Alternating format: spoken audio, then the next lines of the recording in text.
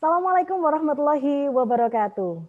The Honorable, the Dean of Faculty of Psychology and Education, Universitas Muhammadiyah Sidoarjo, Dr. Achtim Wahyuni, the Head of English Education Study Program, Ms. Yuli Astuti, MPD, the speakers from many universities, Professor Mostari Hin Amel, PhD, from Jilali Liabes University of Sidi Bel Abbes, Algeria.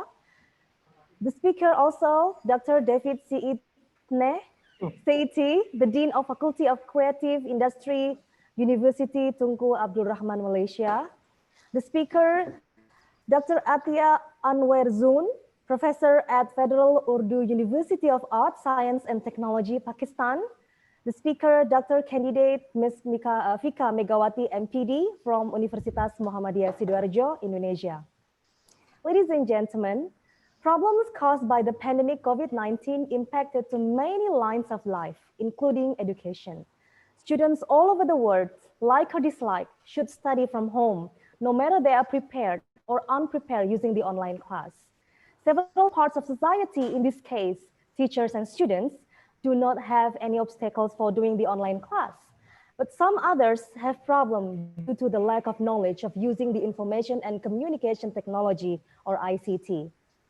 All these backgrounds initiate the English Education Study Program, Universitas Muhammadiyah Sidoarjo, to hold this international seminar, wishing this can overcome some problems of learning through online class, especially English as a subject. So ladies and gentlemen, welcome to the international webinar, Optimizing ICT Use for Online English Class. The honorable speakers and all the audience, let's listen to the opening speech delivered by the Dean of Faculty of Psychology and Education, Universitas Muhammadiyah Sidoarjo, Dr. Achtim Wahyuni. Thank you, Budian. Assalamualaikum warahmatullahi wabarakatuh. Alhamdulillah wa syukrillah ala ni'matillah la haula wa la quwata illa billah. In the name of Allah, the beneficent and merciful, the honorable, all the senior speakers, my dear friends, Prof. Mustarihin Amel, how are you? From Chilali Liabis University of Sidi Bel Abbes, Algeria. And then David from Malaysia, the Dean of Faculty of Creative Industry, University Tunku Abdul Rahman, Malaysia. And then Dr. Atia Anwar Zun, how are you, Atia? I'm good, thank you. A professor at from Pakistan, and our moderator, Pak Wahyu, thank you very much. This opportunity, I would like to thank to all the speakers for the time and willingness to share knowledge and experience on the webinar with the theme Optimizing ICT Use for Online English Class, organized by English Language Education Study Program, Faculty of Psychology and Education, Universitas Muhammadiyah Sidoarjo. We know that during the pandemic COVID, our learning has changed from offline to online learning, including learning English. So lecturers, teachers are required to be able to adapt to technology, which is currently be the main source of learning. This is a challenge for us. Be creative so that learning English can be understood and applied by students. Hopefully this seminar will inspire us be a great lecturer or teachers, and of course will give useful for us.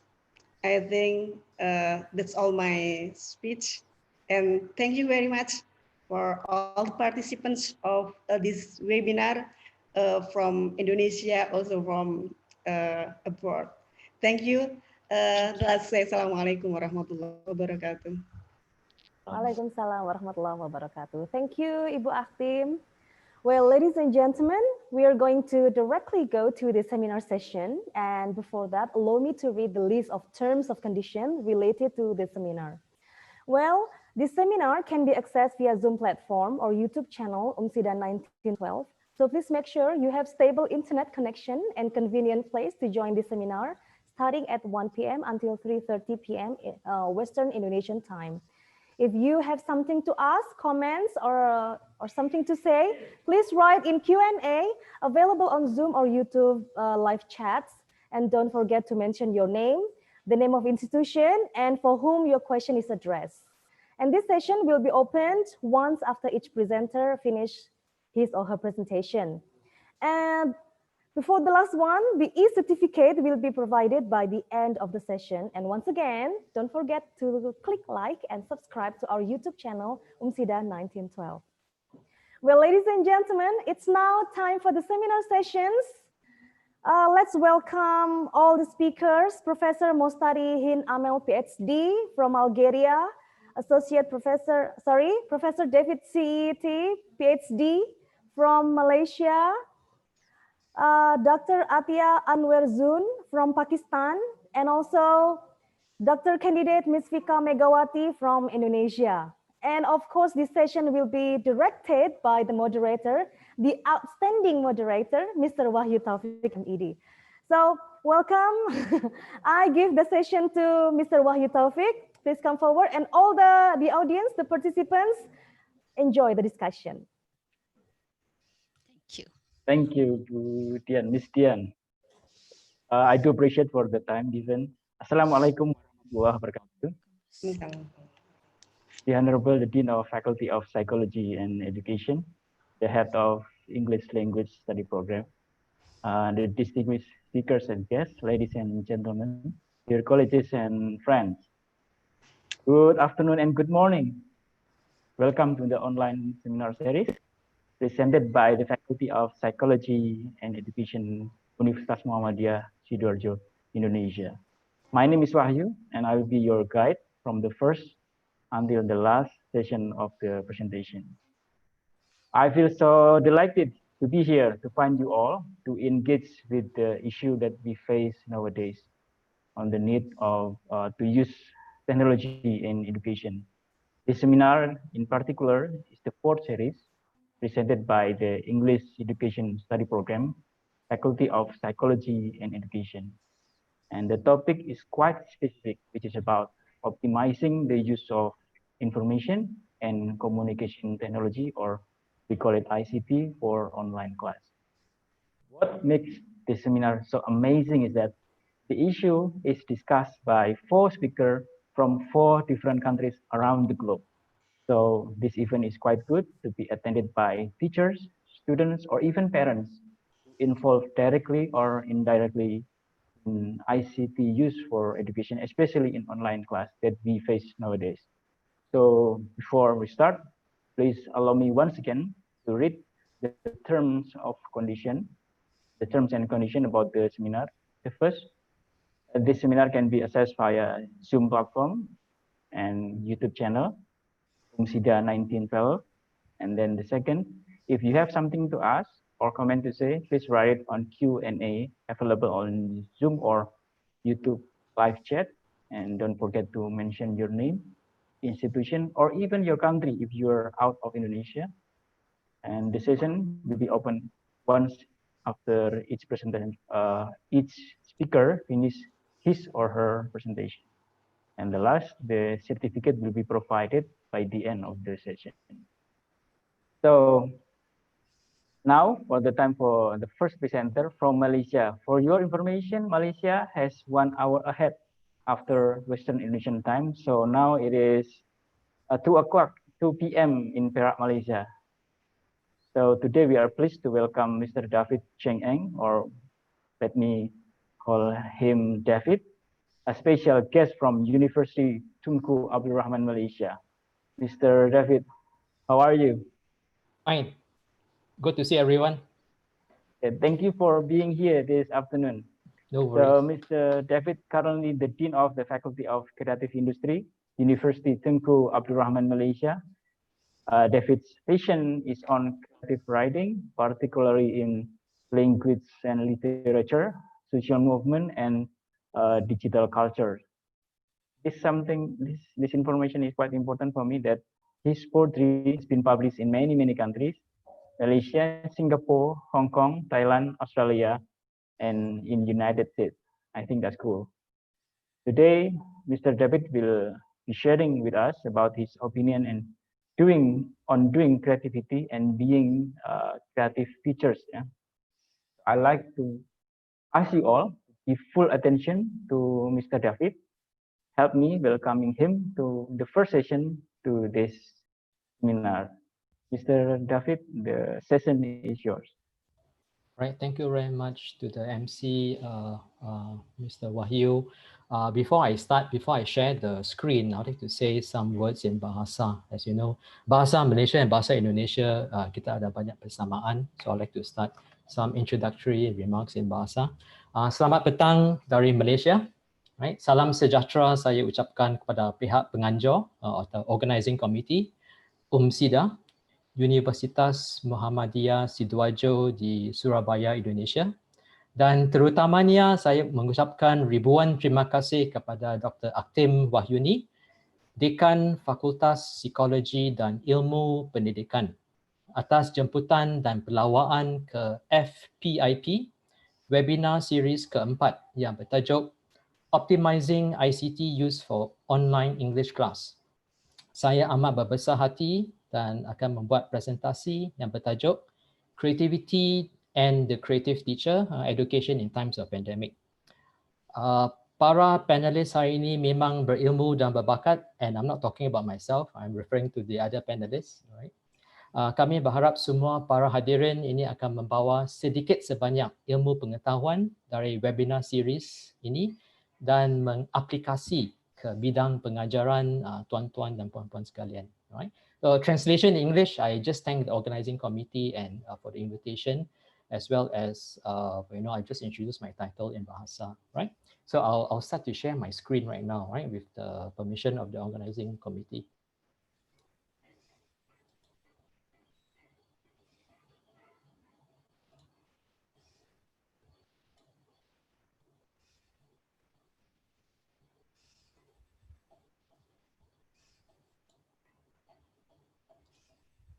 Okay, can you all see this screen?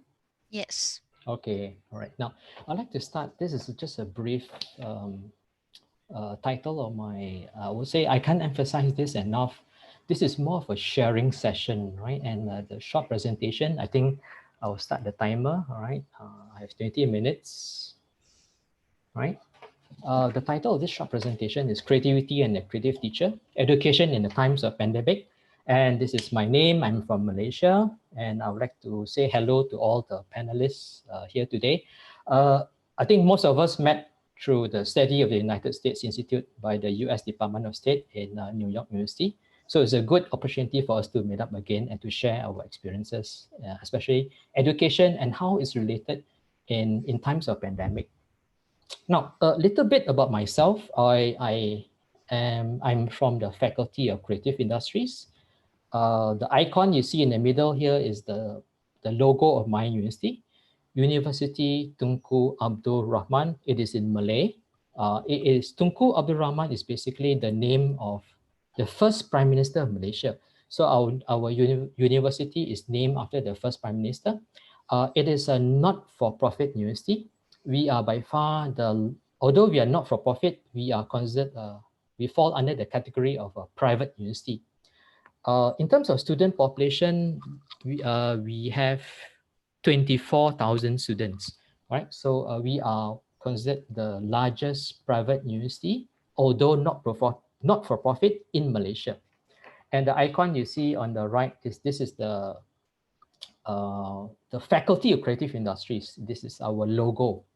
And the picture on the left is the building basically where I work in, right? So there are two campuses, one in Perak, a state in Malaysia, and another in Selangor, right? So there are two campuses. I am from the state of Selangor, right? So, and this is there are two buildings. So this is basically where I work in the building. So a little bit about the university, the faculty. Now, Faculty of Creative Industries, you might be asking, what is creative industries? Anything to do with creativity, right? So the courses in my faculty would be like animation, game design, right? So if you all like to play computer games, right? So we have game design, we have game development, we have graphic design, right? We have also broadcasting, corporate communication, journalism in Chinese media, And I think one course which is related to UMSIDA, which is a Bachelor of Early Childhood Education. We have also, yeah, so early childhood, game design, broadcasting, media and creative studies. So we have a total of 9 undergraduate degree programs in FCI, right? Faculty of Creative Industries, and a couple of postgraduate programs. But I'd like to continue. Now, before I start, I would like to put forward a disclaimer. I'm not out to influence. I'm not out to persuade. I'm not out to prescribe. This is more of a sharing session, right? So there is no actually a fixed formula. You follow what I say. In times of pandemic, you use this ICT formula and your course learning outcomes, you achieve your objectives. No, I don't have that intention. It is a philosophical approach, a sharing session to a certain situation that all of us are facing right now, which is COVID-19, and how do we actually approach, to teach courses in such a difficult time, right? So that's the first disclaimer. And we talk about COVID-19, which actually hit a lot of countries in Southeast Asia. Malaysia and Indonesia, we are neighboring countries, so we know what is happening in our own countries. And I would say that the total shift, the ground has in fact the ground shift in education particularly happened somewhere in March, right? That's when we see a rise in number of COVID-19 cases. In particular, I think if you refer to the Johns Hopkins University website, every day there's a very accurate estimation of the total number of COVID-19 cases, the total of recovery, and the total of tests per million, as they say, ppm, right? And how COVID-19, and how it has affected global education, and in particular, not just primary, not just secondary, but also tertiary institutions. So I'd like to give you a visual view of some statistics, right? Now, in COVID-19, we can see the staggering impact. Bear in mind that this is, in fact, from UNESCO, and it's only from the 25th of February till the 23rd of March. This is the total number of students, right? Number of learners, impacted by national school closures worldwide. Now, schools, we are not talking about maybe universities yet, but it's quite staggering, right? And the earlier numbers indicate that there's a total number of 1.38 billion students who are grounded at home, right? Now, with closure of schools, closure of universities, all of a sudden, parents became overnight teachers, right? A lot of students were in fact homeschooled to a certain extent. And what we can say here is that the impact of COVID-19 is in fact phenomenal. This is the first time I can dare say in the history of human civilization, one single virus has impacted the world globally. The total population of planet Earth, if I'm not mistaken, is around 6.8. I mean, you can check it out, 6.8 billion, if I'm not mistaken.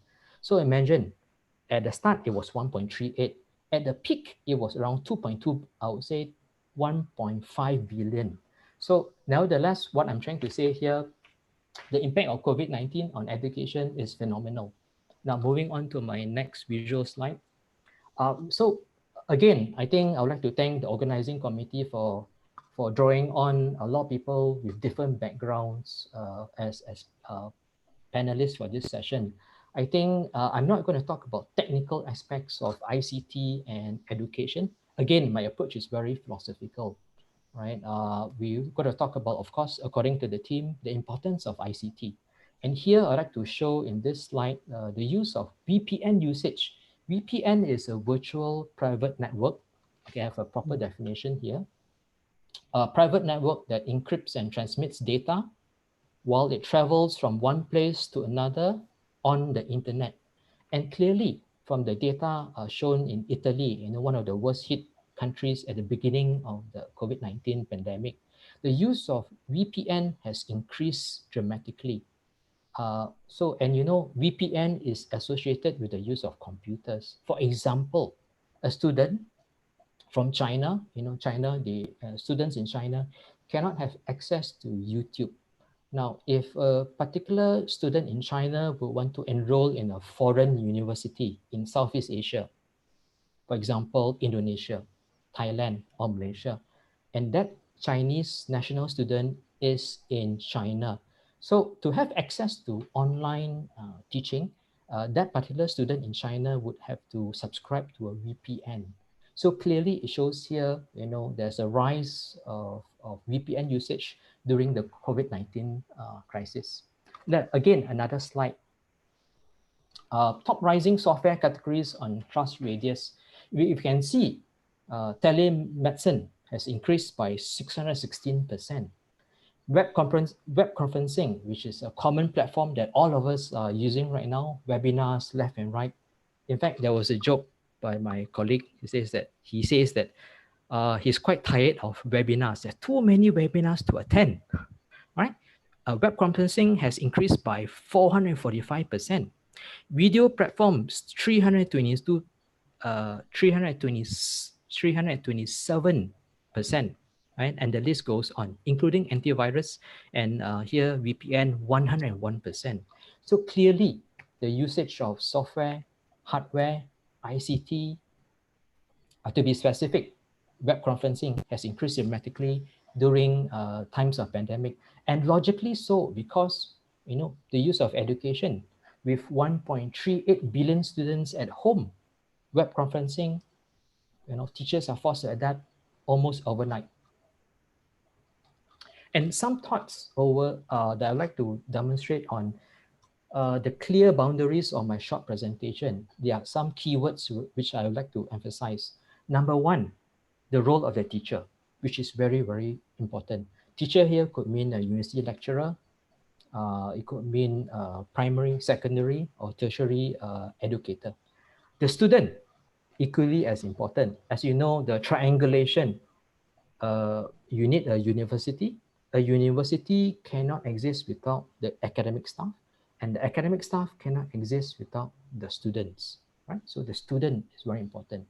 The situation that we are in, COVID-19. And of course, the fourth keyword is how do we actually maybe overcome a bit of the challenges that we face today? So these are some of the thoughts we would like to put forward to everyone, all right? And before I continue, I would say that, you know, people with language background, whether you are literature, you are semantics, you are a linguist, there are so many terms which are thrown about right now. Social distancing, flattening the curve, the new normal, online teaching and learning, SOPs by the government, right, which stand for Standard Operating Procedures. A person with a linguist and semantics background would really start to question all of these terms. So I'd like to put forward some of these terms, and I would say that these terms are created in times of pandemic. And I think that is also very important for us to question some of the usage of such terms, right? So I won't provide answers. I'll just let you think about these very trending terms in times of pandemic. And what have we experienced so far, or what do we know? I'd like to summarize here because I've used up 11 minutes, so I have only 9 minutes more to go. Number one, the COVID pandemic has forced teachers, parents, overnight to adapt to the situation. Number two, there is a tremendous reliance on internet connectivity, and the usage of mobile data is so important right now.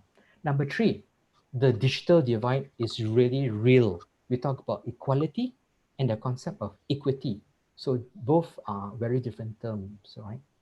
Number four, there is abundant materials there's abundant materials online in the World Wide Web, right? A lot of softwares are given free. Sometimes even video conferencing platforms like Zoom, they allow the first 40 minutes to be free as well. A lot of ebooks are also given out free access, right? Open access. The third last point is very important. I cannot emphasize this enough. This is the time for self-discovery. This is the time for us to adapt. If next year, fingers crossed, things were to go back to normal, I don't think we can self-discover ourselves. Now is the time to learn. Now is the time to adapt. And I cannot emphasize this as educators, we have to adapt to the situation. Second last point, remote learning, that is the term that is actually more accurate than online teaching and learning. We are actually doing remote learning as well as teaching. Remote learning cannot replace face-to-face classes. It is only temporary. And the last point, I did some changes to the slides, right? So I can forward the slides to everyone later. We need to be adaptive. And being creative is a good approach for every one of us. Now, again, all right, so we talk about, I think in Southeast Asia, Malaysia, Indonesia, Singapore, Taiwan, Hong Kong, Myanmar, and the whole world, we are talking about the fourth industrial revolution, right? So it's emphasized in Southeast Asian countries. And here, there's one article that came out in Malaysia, English and the role of the language in the fourth industrial revolution. As you all know, we came from the agricultural industrial revolution, right? That was in 1870. Then industry 3.0, 1970s, talk about ICT and all. And today, the fourth industrial revolution. The fourth industrial revolution also touches on, with this fifth 5G. Everyone is so afraid of fifth. And US and China, they are battling out for the control of 5G. But okay, politics aside, we won't talk about politics, we will talk about education.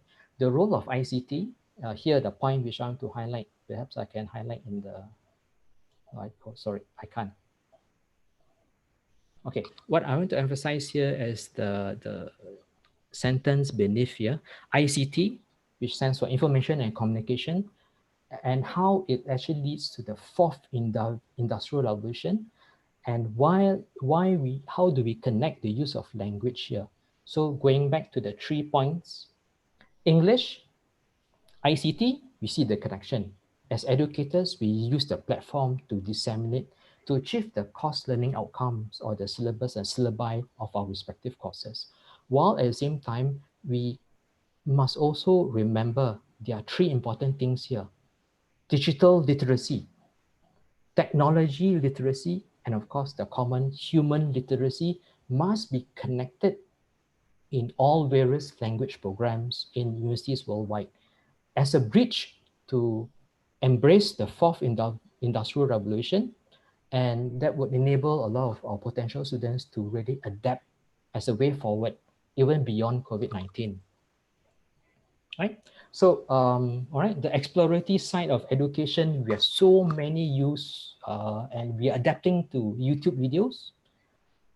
The use of email besides corresponding, the use of WhatsApp, and I understand in Indonesia, WhatsApp is not so popular. We have WeChat, you have Kakao Talk, and you have Line. The use of educational TV, the state educational TV. The use of smartphone, which is so pertinent right now. The use of radio, and what I find quite interesting is, of course, recording your instruction or perhaps a short snippet of your lecture in a form of an audio file and sending it to your students. So sometimes that is also very effective if, for example, internet connectivity is lacking. Now, for the MC, you can always stop me if you think that I go beyond the time, right? Yeah, I will. And social media platforms is very popular right now. And of course, the traditional use of PowerPoint, voice over PowerPoint, you record your voice, you send it over to your students. So these are very common strategies that a lot of educators are using to disseminate to all their students, right? So I'll just speed up. Yeah. And yeah, so we come across these terms, which is very common. You have heard of it, synchronous as well as asynchronous learning. What is synchronous learning? Synchronous learning is live, right? So for example, we use all various platforms like Zoom, Google Hangout, Microsoft Teams, and Cisco WebEx. Asynchronous, which is not live. So that means that you give a certain instruction to your students, they go back and do it. Like for example, the use of flipped classroom, blended learning, student-centered learning. And for most universities, they have developed their own LMS, learning management system. Basically, it's students have access to their notes online. Two examples, which is very common, is Moodle. At Moodle, and of course Utah, we developed Webble, W-B-L-E, web-based learning environment. So we have two categories of learning in pandemic, which is connected to ICT, the synchronous approach, as well as the asynchronous. And of course, I won't explain the total. For example, Zoom uses 1 megabyte per second minimum upload and download speed. Google Hangouts, and what I can say here, which is related to my next slide, the popularity of web-based learning platforms. We are using Zoom. Zoom is by far one of the easy to use platforms available. Microsoft Teams is number 2, and they are both, Zoom and Microsoft Teams are fighting it out. For the more common non-software based applications, you have Google Hangouts Meet. As long as you have a Gmail, I think you can access to Google Hangout, right? And Cisco WebEx, which is not so popular, but used in a lot of Fortune 500 companies. 1 more minute. Okay, yeah, so I try to know. So issues with remote learning, we have connectivity issues. Sometimes students don't show the visual, and there's no feedback, and there's of course limited supervision. So these are the issues with remote learning, right? And of course, below here, I've listed down what are the potential issues connected to, for example, connectivity. It could be the cost, it could be the coverage, and it could be the technical know-how, right?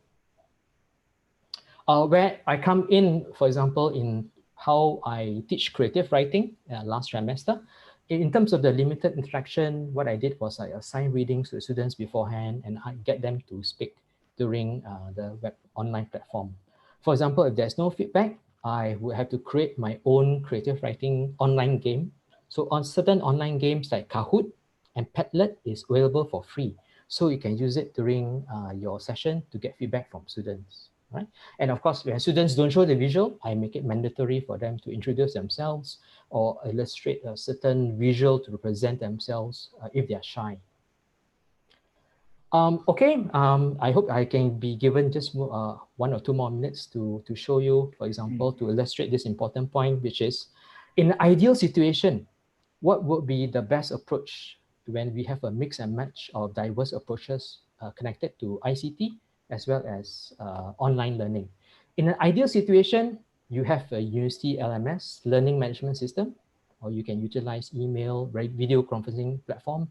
In a less than ideal situation, for example, in a rural state, you have to use audio files, social media platforms, if any, or pre-recorded PowerPoint. In severe constraints where students are very far, I've heard of case studies where the lecturer have to send packet activities by mail, so that the student will have to do the activities outside the classroom, right? And some teachers, in fact, have to call the students to have updates, to call the students' parents to update them on what is happening in school. And of course, sometimes you can maximize the state and TV, radio content for class activities. All right, so in short, we have to be nimble, flexible, and creative in such difficult times. And I would like to share this article. So I'll share the slides to the organizing committee. The article is Teaching Through a Pandemic for This Moment by Stephen Merrill. So this is a very good, interesting, good handy article for teachers to read, right? And this is a summary of the article. Last but not least, this is a very common meme that appeared on Facebook. We are not in the same boat. We are in the same storm, right? And I would like to recommend this fantastic YouTube video to watch. Do Schools Kill Creativity by Ken Robinson, author of The Element. And this is the link. So if you have any, Ken Robinson is a proponent of arts in education and creativity in education. So by watching this YouTube video, I think it's a very good eye-opener. Right? So thank you very much and for this short presentation. Thank you for this sharing session. And these are the two QR codes. You can scan the QR codes and it brings you to the faculty as well as the university website. Right? Thank you once again. Thank you, David. Thank you a lot. Yeah. One thing which I like to emphasize is we do hope that this pandemic may end soon. Yes. However, we need to be ready to be adaptive with the condition. I am with you, particularly on the idea of combining synchronous and synchronous learning. So instead of having like this teleconference like this, we need to also have something for students to bring home to learn that time. Okay. Thank you very much. Thank you. Yeah. You're welcome, David. Yeah. Some of the audience asked for permission to have the slide. If yes, I can. All of no us problem. Because there are a lot of data there. And once again, let me remind to all audience that if you have something to ask or comment to say, please write it on Q&A available on Zoom or live YouTube chat. Don't forget to mention your name, institution, and the question, because the session will be open once after each presenter finish his or her presentation. Thank you, David, for thank you very much for this opportunity. Okay. Now, from Malaysia, we fly to Algeria. We are going to meet Professor Mustari Amel. Hello, Prof. Amel. Are you there? Hind, your mic is mute. Yeah, you're still mute. Still mute. Mic is still mute? Yes. Okay. Still mute? Hind, please unmute yourself. We can't hear you. Yes. Yeah. Okay, that's it. Prof. Amel, what should I call you, Prof. Amel or Prof. Hind, to make sure that I address you correctly? Sorry, I cannot hear. Can you hear? No. You cannot hear the sound, Prof. Amel. Sorry.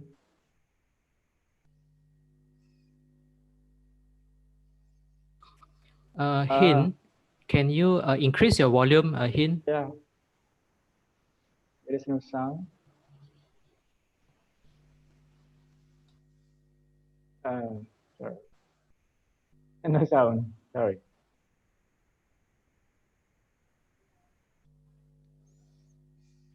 How if without speakers, without headset? Can you speak without headset, perhaps?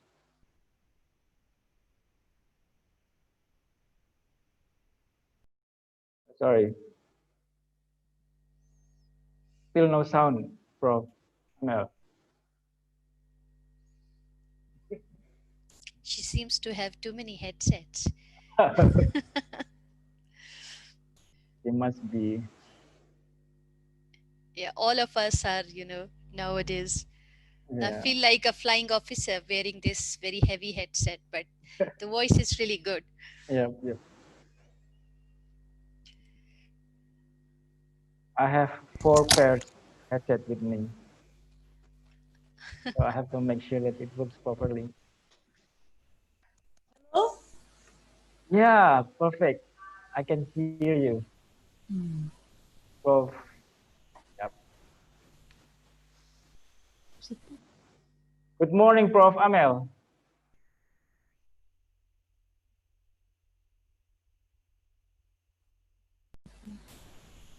Hello? Hey, how are you? Yeah, we can hear you. How about you? I'm fine. Good. I'm so happy to finally meet you here. If I'm right, Algeria. So am I. Yeah, Algeria time is 6 hours before Western Indonesian time. So it means it is around 8 o'clock in the morning there. No, it's 7:40. It's 7:40. 7, oh my. I hope you had your breakfast already, have you? Yeah. No. Yes, no problem. Okay. Thank you. Well, Prof. Amel, Yes. from Department of English, Faculty of Letters, correct me if I'm wrong, Language and Arts, University of Sidi Bel Abbes, Algeria. Exactly, yes. Thank you. So her research interest is on bilingualism and multilingualism, geolinguistic, psycholinguistic, language contact, and many more, including EFL and ICT. And the cool things about Prof. Amel is she can speak Arabic, French, and English. Wow. So today, Prof. Amel will be sharing with us about her finding on ICT use in Algeria context. Okay, so ladies and gentlemen, I'd like to ask you all to give full attention to Prof. Amel and help me welcoming her to the second session of this webinar. Prof. Amel, the session is. Before starting, I would like to ask you, I'm sorry, because I don't know how to share my my presentation, and I have asked the dean to help me expose it if it's possible. Okay, Pak Anjar. Oh yeah, we will help you from here. Thank you very much. I appreciate. No problem. Thank you. So how long do I have? I didn't 15 hear minutes, you well. sorry. Yeah, Prof. Amel, 15 minutes. Bit more. 15 minutes, perfect. 15 minutes, 20 is maximum. 15, 20 minutes, it's fine. 15 so firstly, Bismillahirrahmanirrahim. I would like to thank you from the bottom of my heart for this great opportunity to share some of my knowledge regarding ICT. Firstly, I would like to thank my friend, my sister, Dr. Achtim Wahyuni. I hope that I pronounced well her name, and all the organizing committee for this great event. You know, we all needed this event in order to go out from this stressful situation we are living under the pandemic life.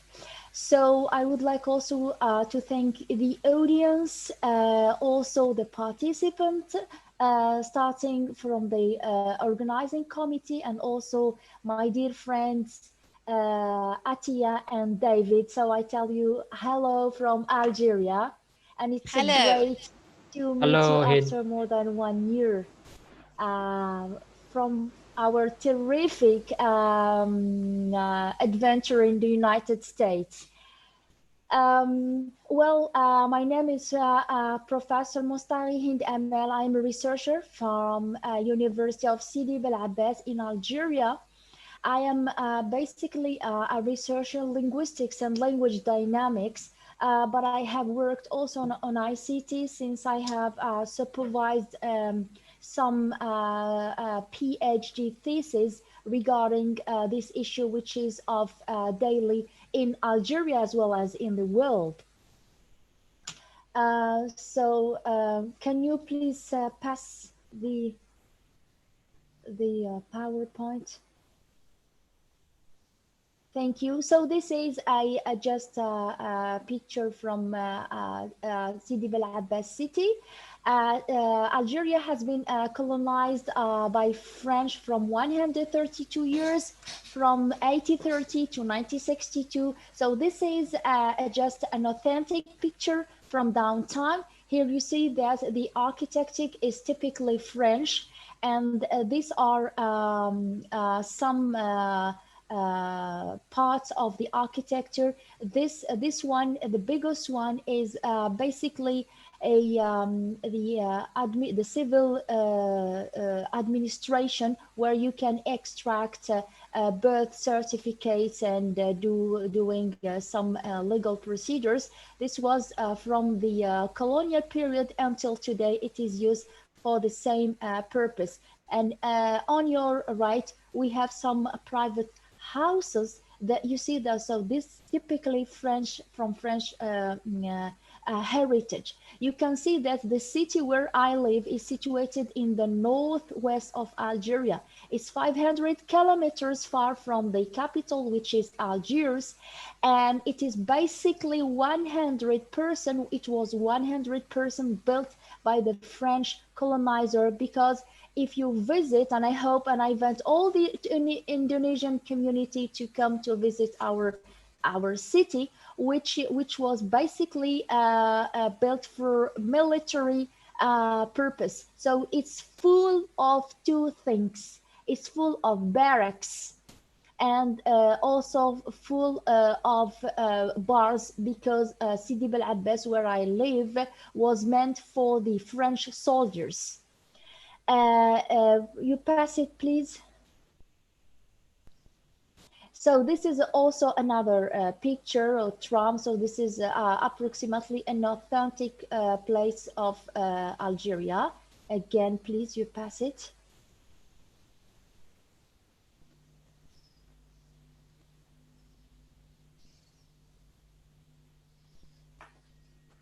So this is campus where I teach. So this campus is the largest campus in Algeria and in North Africa. This is absolutely the green building is typically where I teach in the first floor. It is the largest one. It does not mean that it is the most or highly. When we say the largest one in Algeria, in North Africa, we think that it is highly equipped from ICT, which is not true. No. So we have in Algeria, education is 100% free. So students do not pay any penny for studies from the primary school until the university. And they have all their accommodations, including eating, housing, and even the transport from the campus to the student house is 100% free. You pass, please. I'm sorry.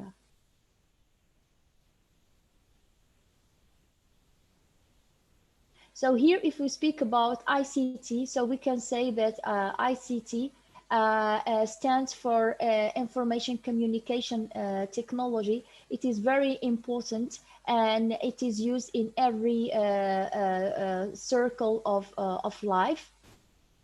Yes. So English language teaching does not escape from this important change. So it is considered actually as the first medium that transmits knowledge and technology, and ICT has been used in teaching for more than 30 years, I mean, in Algeria. You pass it, please. Next. So the primary objective of this study, this presentation is based on real or empirical investigation that I have led, because in addition to supervising PhD thesis in ICT issues, I am also a leader or the head of a national project dealing with ICT in the Algerian University. And it was a good coincidence for me to provide you with some highlights from my preliminary investigation using ICT at the Department of English, Faculty of Letters, Languages and Arts at the University of Sidi Bel Abbas. So I have tried to write 4 research questions, which are EFL, it stands for University Teachers of English as a Foreign Language, are tempted by the integration of ICT in their classes. Maybe for you it's like novice question, but in Algeria, not all the use of ICT in the class is not a must. So it depends on the teacher. If you want to use it, it's great. If you don't want, it's up to you. But following globalization and the new streams of technology in life, the Algerian government is trying to provide an impetus for all teachers at the university and also on the other cycle of education in order to integrate ICT in their classes. So how often do they implement ICT in their teaching practice, and what challenges do teachers and learners face while integrating ICT in their EFL classes? Next, please. So we have the 4th question, which is, does the integration of technology in classes lead to an innovation in English language teaching? So these 4 questions are meant to know whether the EFL teachers of the Department of English are really, let's say, they are really encouraged to use ICT. I personally, I can tell you something that is dramatic but real. is that so far we have worked only with 4 data show, you know, a whole department with more than 1,200 students working with only 4 data show, though the Algerian university is not poor. They got lots of funds and lots of money. And I remember that many of my colleagues said, okay, I will no more use data show and ICT in my lectures because I'm fed up to wake up early in order to get the first data show. So it's like running after who's going to come first. And for example, as a teacher of many modules that require the use of ICT, like oral expression, where I'm supposed to teach my students how to well pronounce English, I was obliged many times to be in the first before the time of teaching in order to get the first data show, which is like hard to believe. But actually, we can say that just last January, only for, and it was like an event, only for classes in our department of English were equipped with data show. So we were not obliged to use the mobile one in addition to Amphis. So maybe for you, it's like taken for granted, but here in the Department of English of WIS, it was like a great event. Even students who are very, and I repeat and I emphasize, they are very creative, got much more difficulties in using ICT or using technology because the lack of materials that do not really cost a lot. Okay, so next, please. So here, next.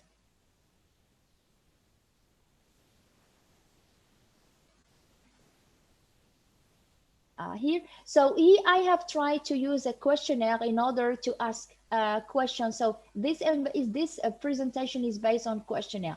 I tried to make a link between the use of ICT and the teacher's experience. And here, if you read the second line and the third line, you can see that the more teachers have experience in using ICT, the more they are integrated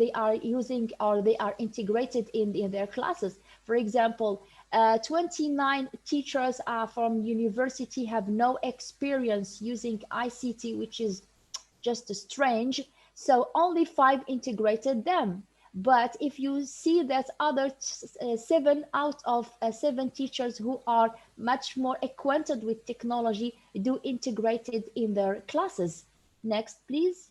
So here we say there is a correlation between the mastery of ICT and its integration. Here also the second question about the age factor, I have noticed that the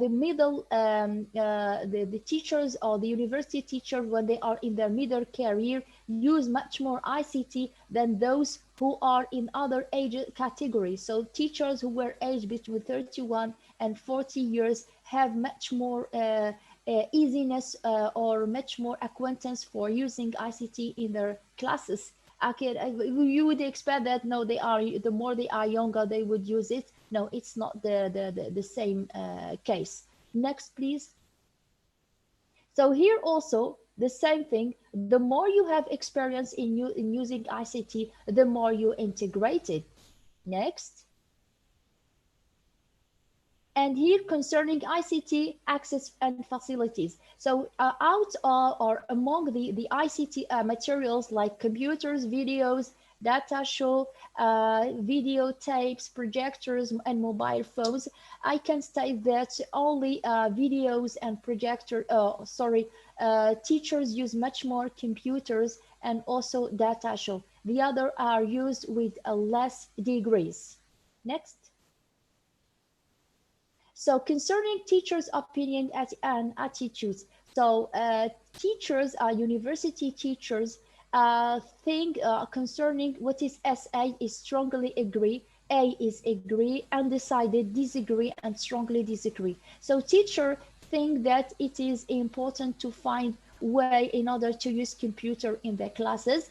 And they think also, according to the question, the high percentages go to the use of technology tools in a teacher's professional goal to accomplish. They also think that they think also that ICT incites students to focus more on learning and trying harder. And also they think that ICT activates learners' metacognitive skills. Next, please.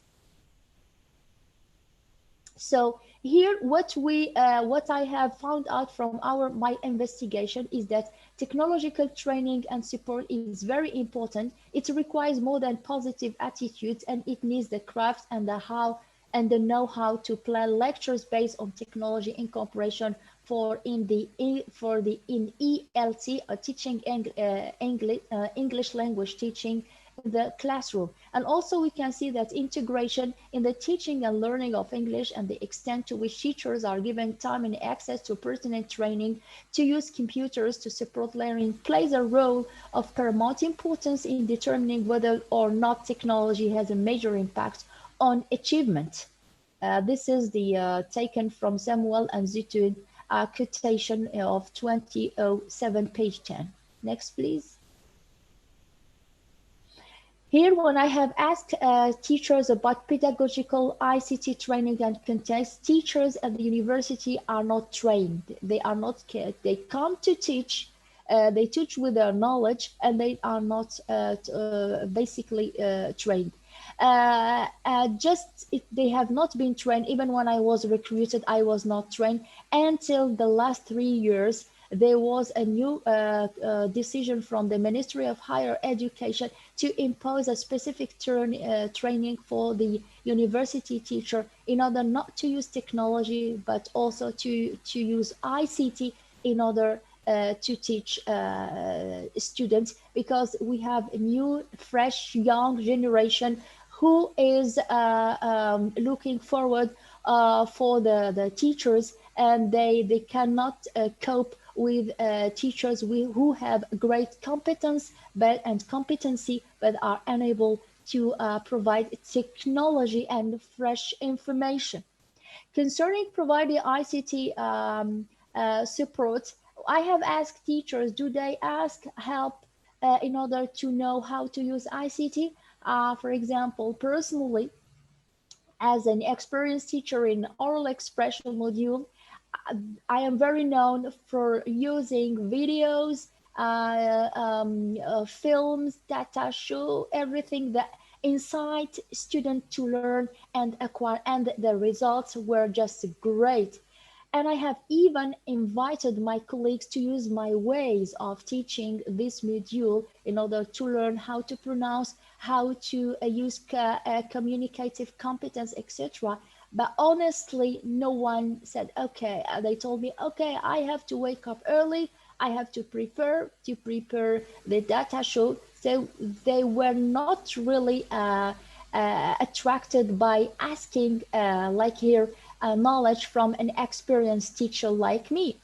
And also to ask experience from outside the classroom, no. And to use an ICT online training website, yes.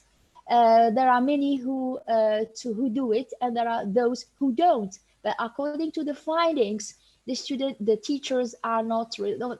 This is, I mean, like maybe alarming, but this is real findings. We're not going to say life is great, but this is the reality. Teachers were not really encouraged, or they are not really encouraged to check for other ICT, but it is not a general finding. We have some motivated teachers. Here I am speaking about teacher of Department of English. This is not the case of teachers of our departments. For example, if you go to the High School of Informatics in Sidowayah, when I went there, I thought that I am in a Silicon Valley. It was like very advanced. It was very different from the department where I teach. Next, please. 2 more minutes, Prof. No. Yeah, it's perfect. So here, ICT competence in lecture planning here we can say that ICT is very important in order to help teachers participate in educational discussions and forums, blog and social network. And here again, the number of teachers is not great who use this technology. They are used maybe for personal purpose. It means that most of, I repeat, EFL teachers, teacher of Department of English, use technology for their own research, for their own achievement, to get their PhD, to prepare online seminar, etc. But for students, they are much more paralyzed by the lack of ICT means and equipment inside the department. Next, please. So here's so the teachers who use ICT, they use it, for example, they use when they introduce a lecture, like in warming up. They use also video. Some of them use videos in order to ask students to use homework and email to the teachers.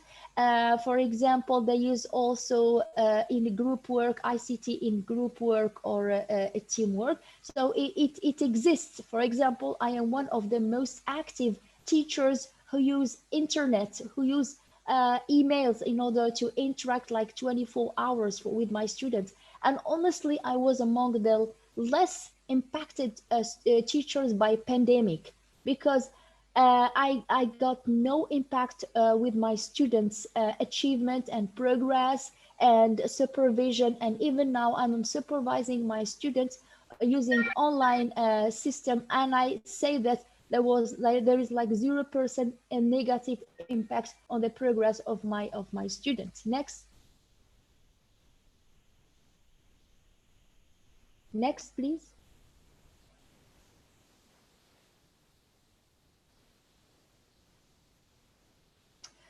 Okay, so what do teachers believe? The teacher believe that there are many psychological responses to consider in technology integration, like confidence, beliefs, and attitudes are considered key factors in ICT integration in education. And also there were many required conditions for teaching innovation to occur. Example of what we were: equipment availability, access, teacher training, confidence and competence, experience and support. So we have teachers in the Department of English who use ICT, but they are very few. I can count them on my fingers, but the most of them don't use it. But this is not positive to say, but this is reality. The main factor is the lack of materials and also the lack of motivation. For example, though there is a lack of ICT, I always use it. It's tiring for me, but when I see the feedback with my students, the advance in their pronunciation, the progress in their achievements, it's like beneficial for both me and them. Next, please.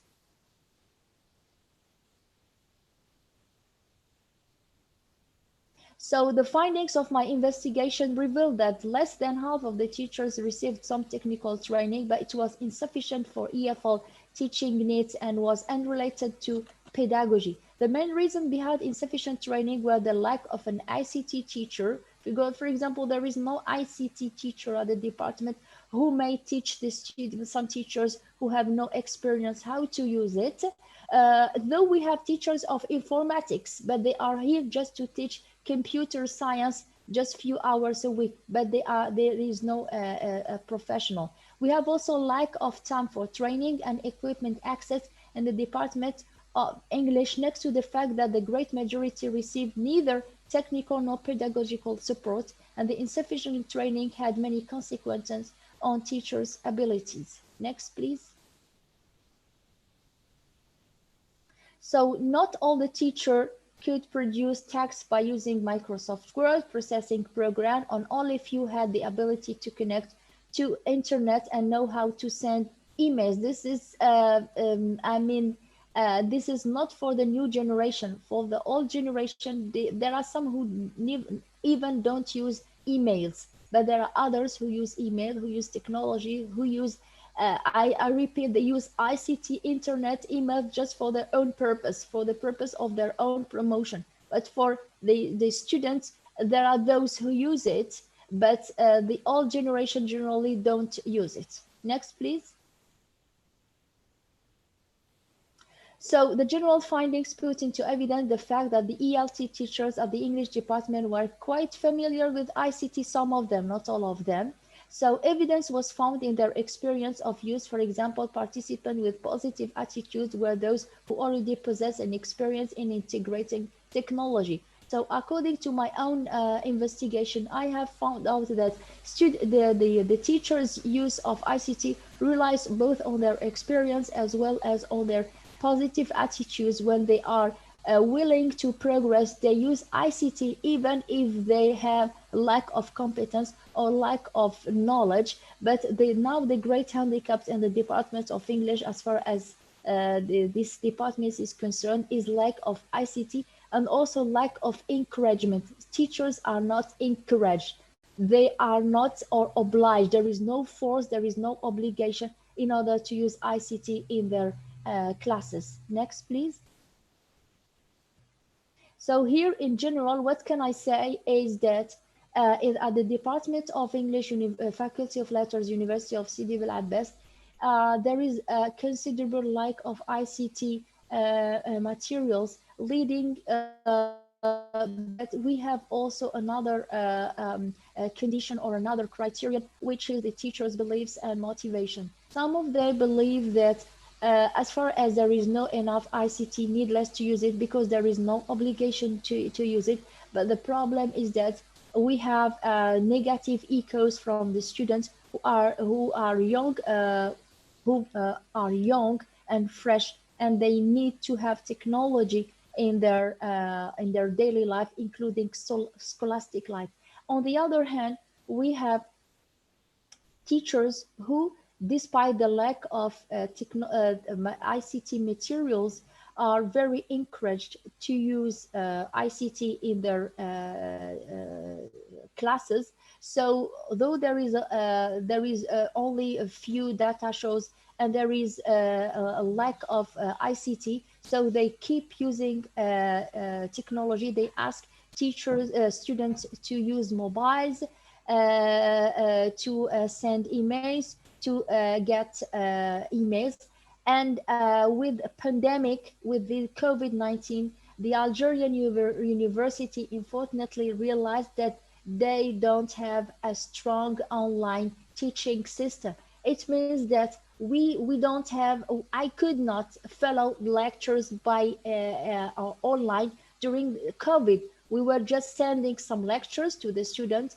The ministry created in a couple of days the Moodle system in order to integrate lectures, but after they say it cannot work because we cannot create a system of sending lectures to students in a couple of days. And also what is contradictory is that internet is not expensive in Algeria. So every Algerian has the ability to buy internet hours, etc. Internet is not expensive like in our neighboring countries like Tunisia and Morocco, but still the infrastructure, the online infrastructure is not strong, especially at the university level. And here, when COVID-19 came with its devastating outcomes, it pointed out to the weak infrastructure of internet or online teaching at the university.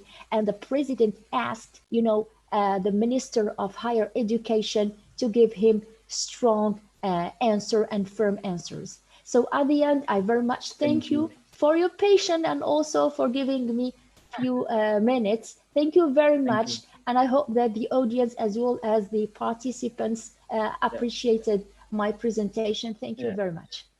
Thank you, Prof. Amel. One short question from one of the participants named Aris Setiawan. It's about from the parents' perspective, because most parents think that education belongs to teacher responsibility. So in your point of view, what should be owned by parents to help them to educate their kids at home? and monitor them while learning at school or at office, for example? What should parents do? What should parents own, for example? What do you think? Well, do you mean the university students? Um, it's not specific. I think they belong to kids, I think, for primary school or even secondary high school. You know, I am known as being a I teacher. see. Okay. No, I am known as being a teacher Uh, who does not give theoretical solutions. I'm very pragmatic and realist in I my see. solutions. Okay.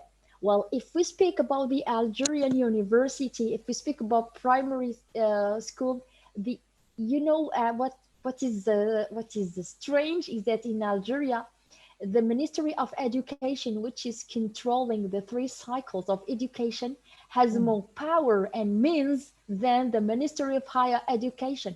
So the children in school got their own system they could follow up. Some lectures using TV. I don't know how it works, but because we don't have children at home in the primary school. But what I have heard is that they give them code in TV, and this code will enable them to get access to some online teachers in the primary school. Now, in this middle school and in the secondary school, those who got online perfect education during pandemic were those who are affiliated in the private schools, because parents pay a lot. You know that private school in Algeria is not really encouraged, so we have very few parents who pay. But this category of pupils got online correct education. The others, they stay at home, they play with mobiles. So maybe the only way to maintain their education during pandemic is basically to encourage their parents to force them to study. But here again, honestly, it's very difficult. Now I see children I mean, enjoying more their time using mobiles, using technology to play more than learning. To tell you that the Algerian pupils are learning at school, at home during pandemic, I don't think so. But how to do it is that to make from home learning a joyful experience.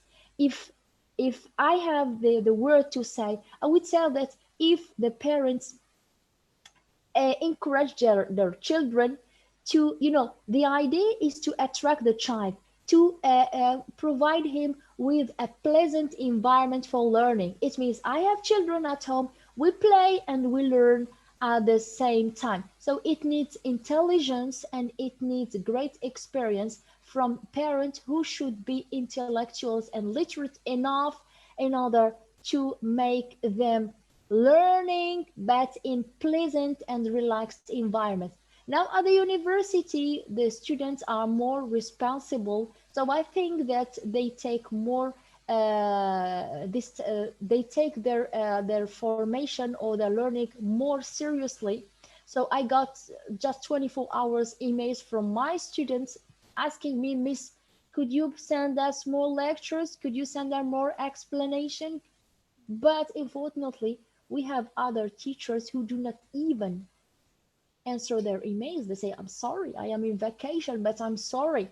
This is a very special year. We have to cooperate in order to have safe learning period, safe learning results. We do not want to decrease the quality of their learning due to this COVID. Thank you, Prof. Amel. Thank you very much. I think I can say that some area in Indonesia have some particular condition like what you mentioned. I remember 4 days ago, our Minister of Education, we call him Mas Menteri, we call him Mas in Bahasa Indonesia, is addressed for a young man. Well, he makes some kind of adjustment policy related to teachers and parents' readiness to conduct online class, because not all teachers, school, and parents okay with the use of ICT for. Thank you once again, Prof. Amel. You're welcome. Okay. Now, from Algeria, we fly to Pakistan to meet Miss Atia Zun. Atia, how are you? You still mute? Can you unmute the mic, please? So I was saying thank you very much and most welcome to Pakistan. Yep. And I'm really glad that the discussion has taken this turn because now is the right moment for me to make my presentation, because discussion is basically moving towards the challenges of transitioning from classroom teaching to the virtual space into digital learning. So that's very much the topic of my presentation today. So I'm glad that organically the discussion is leading towards my presentation. So I would just open it from here.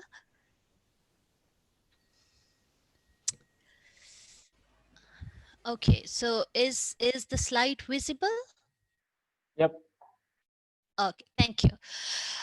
First of all, I would like to thank Dr. Akhtim for inviting me to this webinar series and for providing me this wonderful opportunity to connect with the students and the community in not just in Indonesia, but since this is an online webinar, so so many people, I could see more than 200 participants here. So it's really I feel honored to be here and to be presenting my topic. My thanks would also go to the organizing committee for having organized this webinar, and I would really like to say hi and welcome David and Hind, because we have been fellows together in the United States, and we had a wonderful 1.5 month experience together, a very great learning opportunity.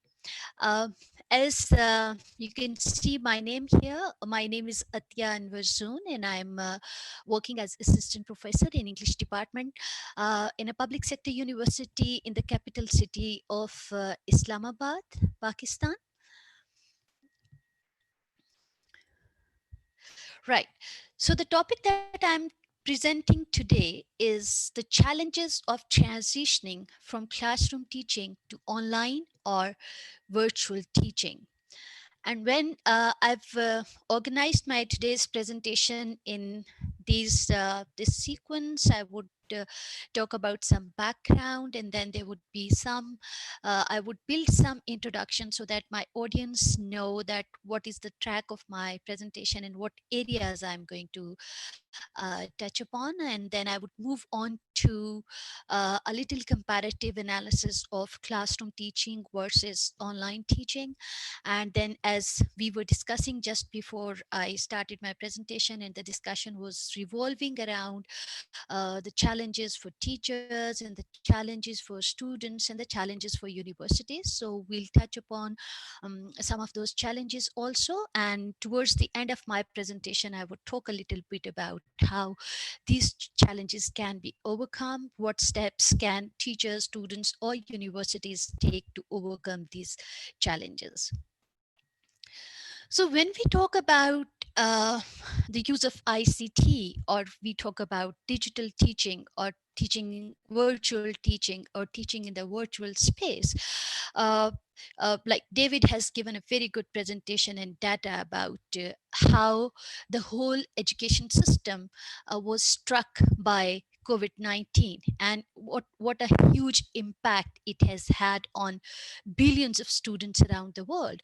And the important thing about this pandemic is that no country or no nation had time to do some preparation and to be ready for facing the challenges that was coming. So it was a completely unexpected and sudden challenge for academics, for students, for teachers, for parents, and for institutions. So this was something that was so sudden that it required each one of us to to adapt so quickly that we were not having enough time to make this shift and transition happen smoothly, right? So the biggest challenge that the institutions and teachers and students had to face was lack of preparedness, because if there is if you could see something coming, so there is some sort of you can do some sort of planning, institutions can do some sort of planning if they get enough time. But preparedness came as a big challenge, not just for the teachers, but also for the institutions, for the universities, for the schools, for the colleges, because it was for most of the institutions in a context like ours, it was an unprecedented situation, because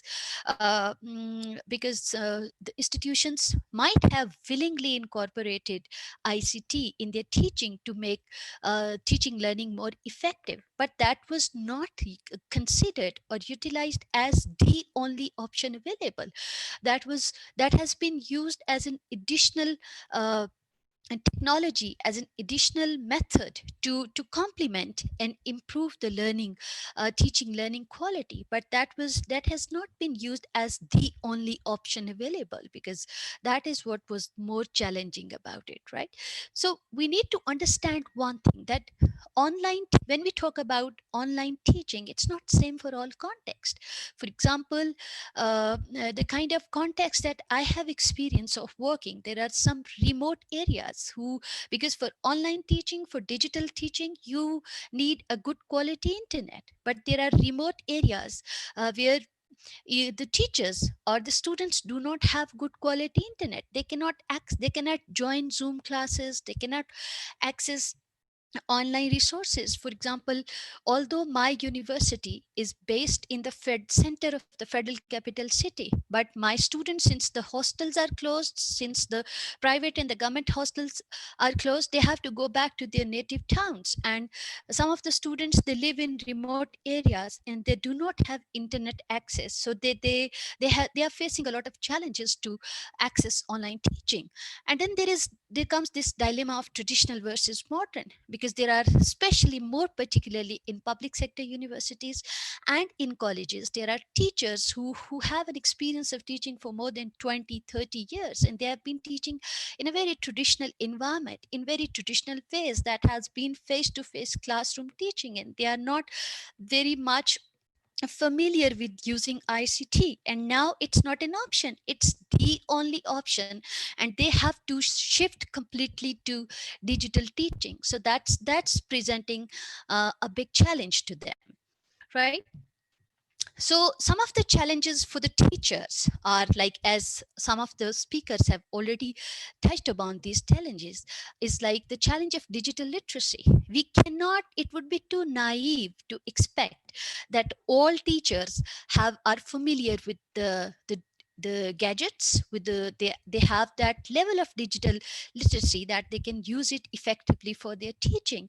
So like I mentioned about the traditional ways of teaching, the teachers do not have enough exposure. There are some of the teachers who do not even know how to operate a smartphone. They are not much familiar with using these gadgets, right? So that is a big challenge. And then there is another dynamics, and that is developing or utilizing online content, because classroom teaching is very different. You can utilize content in very different ways, and you can use very different type of content. But when it comes to online teaching, either it's making PPTs or audio lectures or any kind of online games. So developing online content is another challenge that teachers are facing. And then working from home, especially, it has a gender dynamics, because when females are working from home, because of this pandemic, it has a huge impact. It has changed your lifestyle, and the most of the family, the children, husbands, male members, they are all at home, and your complete timings and patterns have changed. So since the traditional gender roles are divided in such a manner that a female is responsible for, the home care and the child's responsibility and family care and all that. So it's become really challenging for females to to work from home and draw a balance between their work and life. And then there's the huge factor and important factor that is missing is teacher student interface, right? Face to face teaching has a completely another meaning, has a completely another level that maintains the interest of the teacher, that gives them immediate feedback that their lecture is being understood, it is being received. So for example, when I take continuous consecutive 4 lectures just sitting in front of the screen, I feel so stupid because I don't have any interaction, a human face-to-face interaction. I don't see my students, so it at times feels so empty to take lectures and just speak single-handedly. So that sometimes is quite frustrating. Now, coming towards the challenges, some of the challenges for students. So, okay, again, digital literacy applies to the students also, because although most of the university students are youngsters, they do know how to use these electronic gadgets, smartphones, and other. But there are some students who use these electronic gadgets and online internet and other stuff just for their personal entertainment, but they are not very maybe interested or familiar with using this kind of stuff for their learning stuff. Okay. In some areas, like I've already mentioned, there is issue of internet access in quality and remote areas. So students, since they have gone back to their native towns, so they are facing, there are some of the students, they have mentioned, they have shared with me their experiences that they have to travel every day 2.5 and 3 hours to a place where they can get these internet signals, and they take their classes and then they go back to their home. So they travel 3 hours one way, they take their classes, and then they go back to their home. So it takes them 6 hours of traveling every day just to get internet signals so that they can take their classes. So that means something really important for the students. And then there are some students who have financial limitations. There's so many of my students have brought into my notice that they do not have laptops, that they do not have smartphones, they cannot afford having a smartphone, they cannot afford having a laptop. So the challenge was when it was like they had to attempt their midterm paper. So like, for example, they had to type in Word file or something like that. So most of the students, they had this issue that they did not have laptop and they could not afford purchasing one. So that was a challenge for them. Now, challenge for university, because in Pakistan we have a dual system. There are private sector institutions and then you have public sector institutions, and private sector institutions are really class symbols. They are for rich people, they have very good quality services, and they are very well equipped, they are advanced, and they have all those facilities available. But when it comes to public sector institutions, there comes a big challenge, because public sector institutions are not that well equipped. Their buildings, their infrastructure, their labs, their technological facilities available, they are not up to the mark that they can cope with this sudden challenge of dealing with online classes and managing thousands of students through online teaching, right? So they do not have well equipped systems. Then there's another challenge, that most of the public sector universities, they rely on hiring visiting faculty because they do not have enough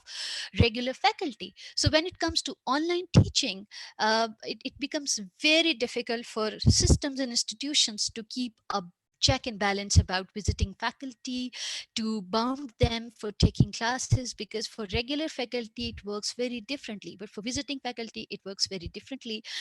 And then some of the universities, they do already had LMS system, the learning management system, but some of the universities had to develop it because of COVID-19 situation. So the systems do not have that strong bandwidth that they can manage the load. So the record keeping and all that stuff becomes very difficult through LMS, that you are uploading things on LMS system. Sometimes it just crashes down because it cannot handle this much of workload or either it's very slow.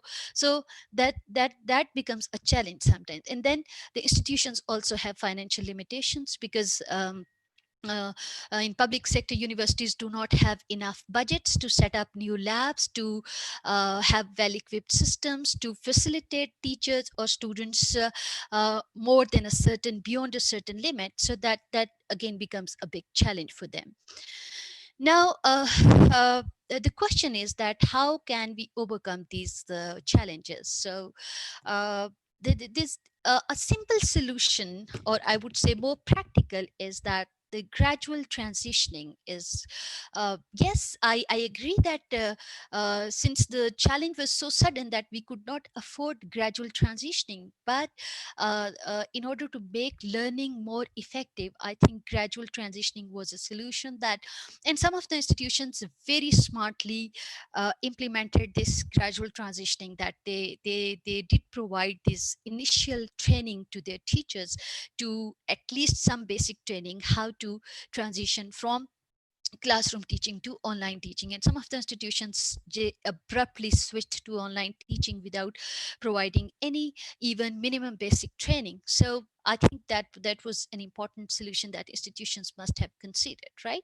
And then of course digital literacy training for teachers is another solution, because we cannot expect ideally every teacher to be well versed and familiar with how to use ICT and be familiar with using gadgets and all the technological stuff. So at least some basic training sessions for the teachers who, and it should be compulsory for all the teachers to make it more effective, right?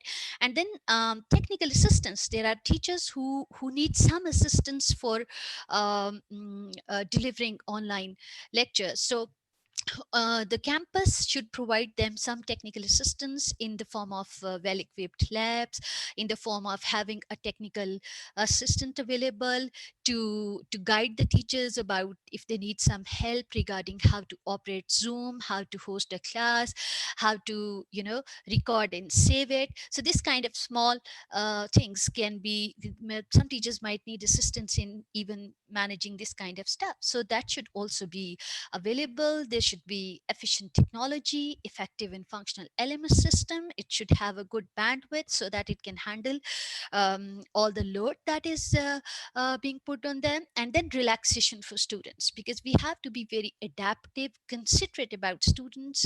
We have to be very flexible about what works for our students. There's a lot of flexibility required on the part of the teachers, and the part of the, as far as the timing is concerned, as far as the paper formation and the assignments and all that stuff is concerned. So I think it requires a lot of flexibility. So I was very conscious of time, so I think I did not leave. Thank you. You freeze.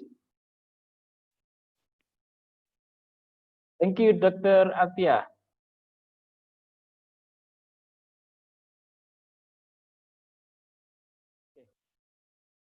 Well, Miss Atia, for your information, she is from what is the name? Urdu University, Islamabad, Pakistan. Yeah, we are so glad that she can join during this seminar. Actually, there are so many questions, but slightly has been answered by your presentation. Maybe I can choose some of them if you're still here. Okay. All right. Perhaps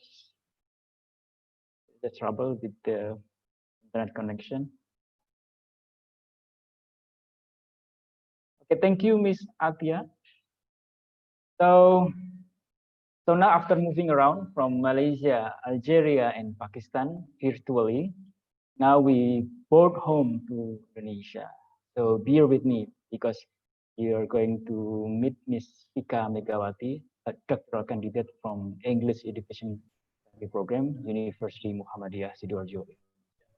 Hello, Miss Fika, how are you? I'm fine, Mr. Wahyu. Can you hear my voice clearly? Clearly. I'm glad to see you here this session. Yeah, Ms. glad to Vika's, see you too. okay. Ms. Vika's interest is on teaching English for foreign language as well as teaching media. I think she is going to share her presentation on promoting innovation of reflective practice in English language teaching. And Vika, the session is yours. Okay, Mr. Wahyu, thank you very much. Assalamualaikum warahmatullahi wabarakatuh. Good afternoon all. It's an honor for me to be here to this international webinar with the other three great speakers. Mr. David, hello, nice to meet you.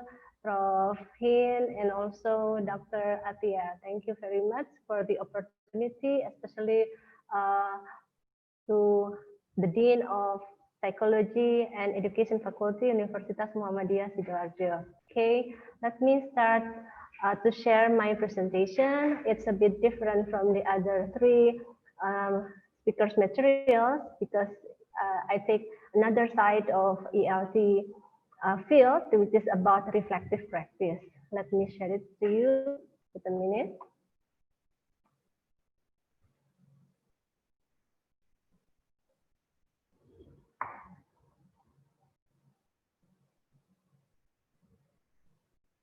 Okay. Is it clear, Mr. Wahyu? Okay.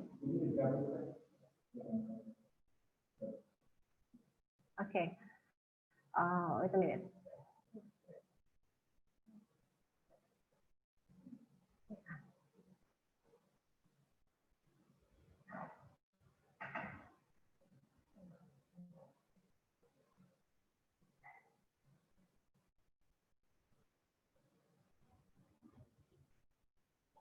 Already? Wait. Yeah.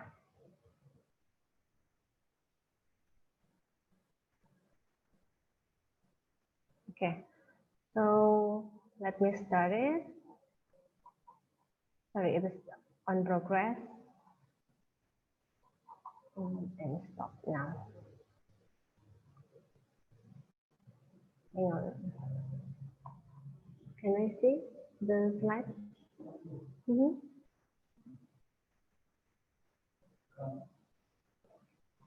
But it's not clear yet. Can you help me?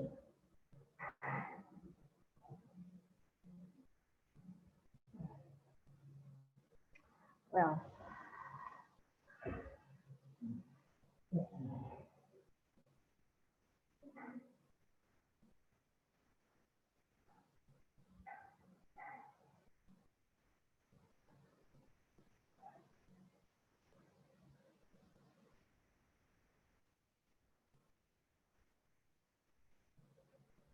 okay. It doesn't respond, mister. Okay. Yeah.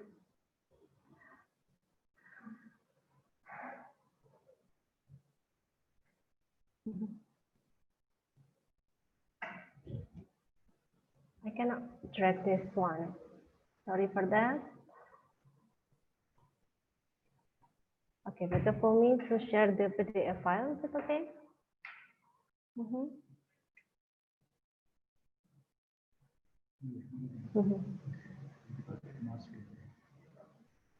Okay, good. Yeah. Yeah.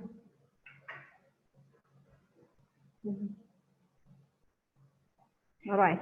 So this is my material entitled Fostering Innovation in ELT Through Reflective Practice. I'm Vika Megawati from English Language Education Study Program, Untitled Indonesia. And then the highlight of my presentation here is that about what have English teachers, especially in Indonesia, have experienced. Technology use, innovative teachers, reflection. One of the sub-theme is the role of ICT in reflection, the relationship between reflection and also the innovation itself. And the last one is conclusion. And let's move to the next one. What have Indonesian English teachers experienced? This is based on the mini survey that I have done in Sidoarjo. There are some participants involving in this mini research. They are from teachers, lecturers, and tutor, private English teachers, and also others. At least they teach English during the COVID-19 pandemic last session, last era, last semester. Then here is the result. From several types of ICT, some applications preferred by the teachers. They are WhatsApp, Moodle, Google Classroom, Edmodo, and others. You know that here in Sidoarjo or in other side of Indonesia, WhatsApp is very popular, not only because of its function as a communication tool, but also it has some features to have classroom, like a group or video or audio. So at least it can accommodate the students' need to learn English. That's why here, based on the survey, WhatsApp becomes the second top of teacher selection to share English materials to the students. And then the next one, the first is Google Classroom. Google Classroom is a platform that is easy to use by both teachers and students. And in some schools in Sidoarjo, they prefer to use Google Classroom to conduct their English class. And some of them say that it is very effective so far, although it has been applied before the COVID-19 pandemic, and now it is continued to use it because this platform is very easy to use according to their perception. And then the next one is followed by Edmodo. Moodle is applied in this institution in Universitas Muhammadiyah Sidoarjo, and there are some modifications to adapt the institution needs, so the students and the teachers feel comfortable to use this application to learn and to have an interaction with the lecturers. So I myself think that Moodle called e-learning in UMSIDA is also effective for teach English because it can accommodate the students learning in 4 language skills: speaking, listening, writing, and reading. And I'm happy with that.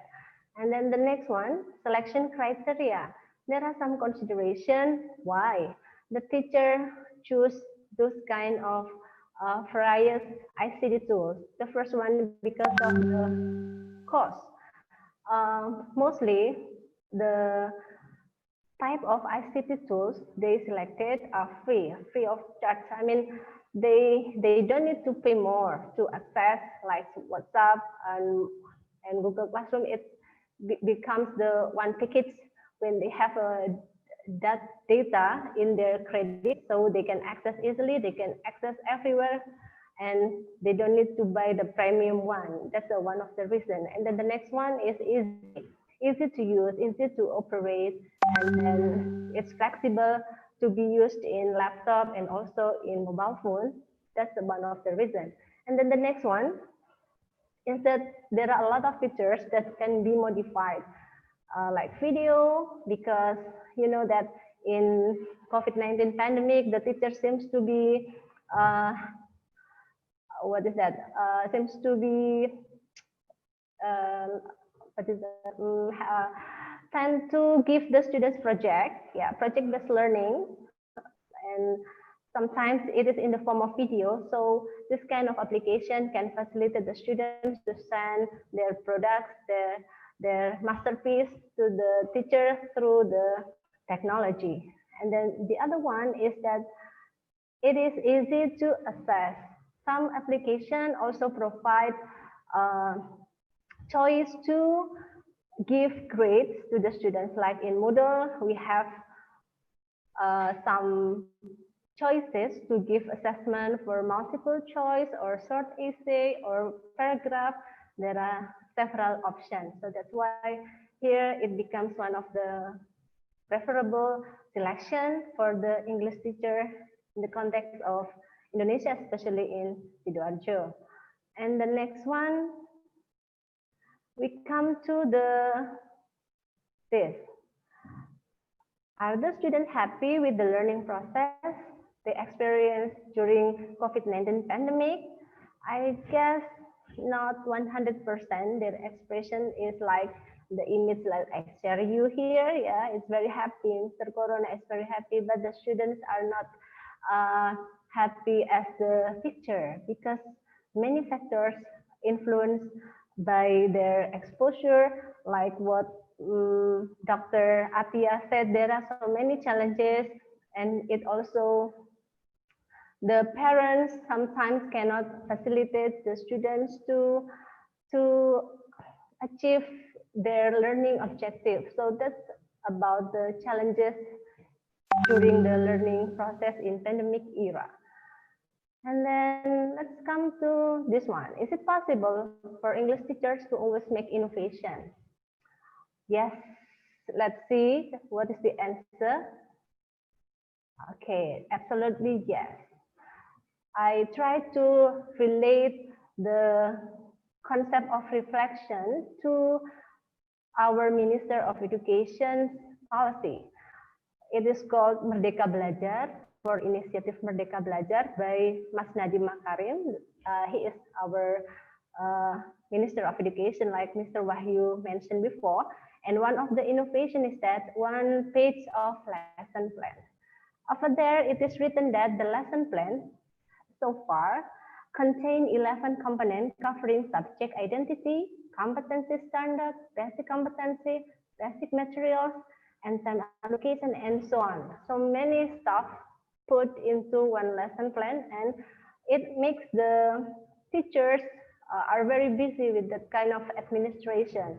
Now, from the innovation, Merdeka Belajar in point 3, the minister wants to ask the teacher to just create only one page lesson plan. Why? What is the purpose of that innovation? Of course, to facilitate the teacher to be easy to reflect what has been done during the learning, during the teaching that they have conducted in the classroom. After they teach, they will check their lesson plan and see what is good from this plan, what is bad. And so such kind of idea makes our minister create this kind of innovation, and hopefully it will make Indonesian teachers to be more innovative. And then the next is, who are innovative teachers? Why and how to be innovative teacher? If we talk about who are they? Are you an innovative teacher? We can answer by ourselves. But let me just share you some criteria if we want to be innovative teacher. Of course, the first one is that teachers like challenges. They are not easy to be. They are not easy to give up in certain kind of situation. For example, the pandemic era that forced us to have technology in learning. What does it mean? It indicates that we need to be adaptive, like Mr. David said before. Adaptability is very important for innovative teachers, especially for this condition. So that's the way how I define the innovative teachers. And then the next is why. What is the reason? Why? Why should we be innovative? Of course, as a teacher educators, because our context is for English language education study program, because we are teacher educators, we want to give examples to our students. What to be, how to teach appropriately. What we have done will be reflected to their teaching as well. That's why here we need to give good example, or although the teaching or learning process in online or offline platform. So that is the why answer. And then the next is how. if we talk about how, there are so many strategies, many research talk about how to be innovative teachers. I will not talk about all of them, but I will take only one thing that can be applied by teachers, because this is very practical and any teacher can do that.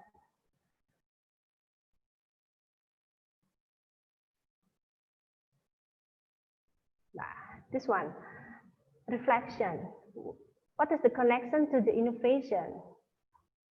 Of course, it will be answered after this, but I want to know, before I continue, do you reflect on your teaching after class? I just want to know the response from the audience. Perhaps you can share whether you have done reflection so far. Yeah, Pak Wahyu, can you help me? Who says yes? Who says no? Yes. How many yes? How many no? Okay. Okay, so reflection is not something popular. Yeah, it indicates that reflection is not something popular. And then let me continue to the next one. Mr. Wahyu, where is my slide?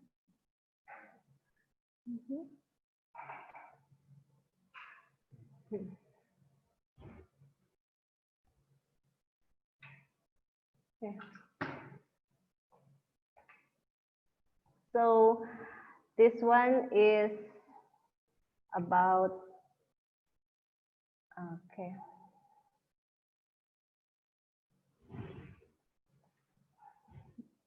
Mr. Wahyu.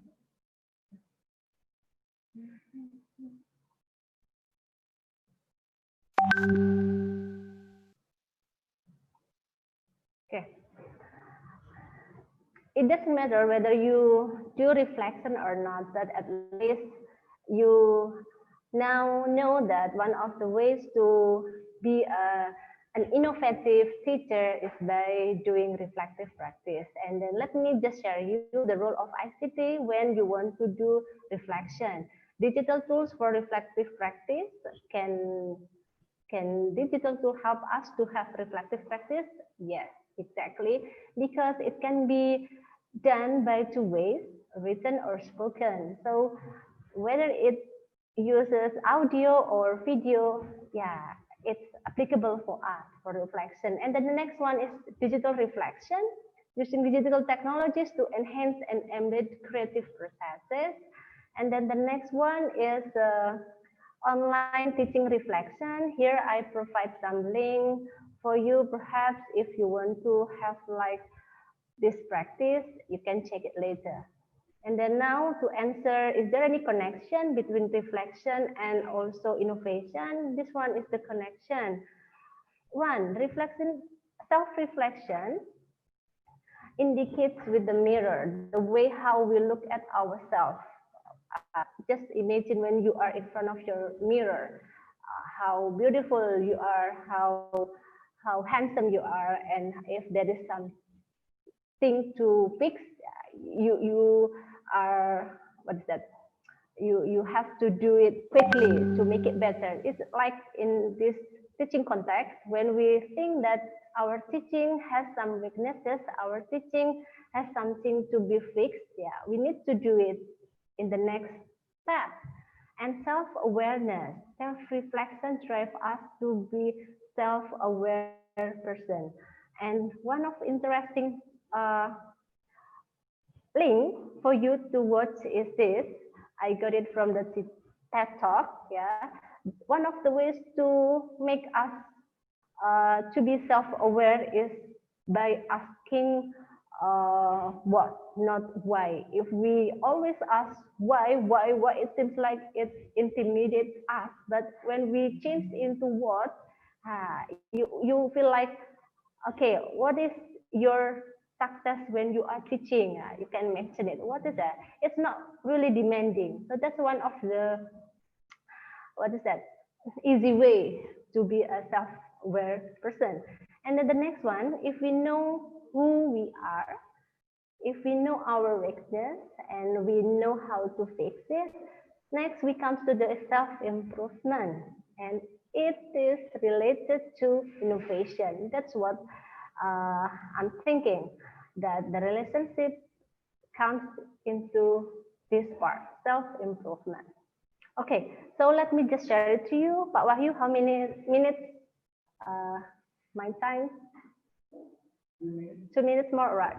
So this is one of the ways how to conduct self-reflection by using written one. We can use it in our laptop or our computer, that there are sticky notes you can attach to your screen. The different colors, you can just select green, pink, or yellow, and then what to start is like this, which one is to stop is the next one, and continue. If you think that it's good for you and good for your students, you can keep doing that. And the other one, you also can have spoken reflection. This is what I have done in my class in micro teaching. Unfortunately, last semester I could not teach them in the classroom, so I forced myself to think how to make them still practice to teach, and the answer is that through online learning. Then at the last session of the classroom, I asked my students to have a self-reflection, self-reflective report, because in one of the Moodle features, there is a video recording. So I asked them to answer some of my questions that lead them to self-reflect their learning. This is the example. Hopefully this can be played well. And I know my friends have their own ability to handle while teaching and learning process. Also from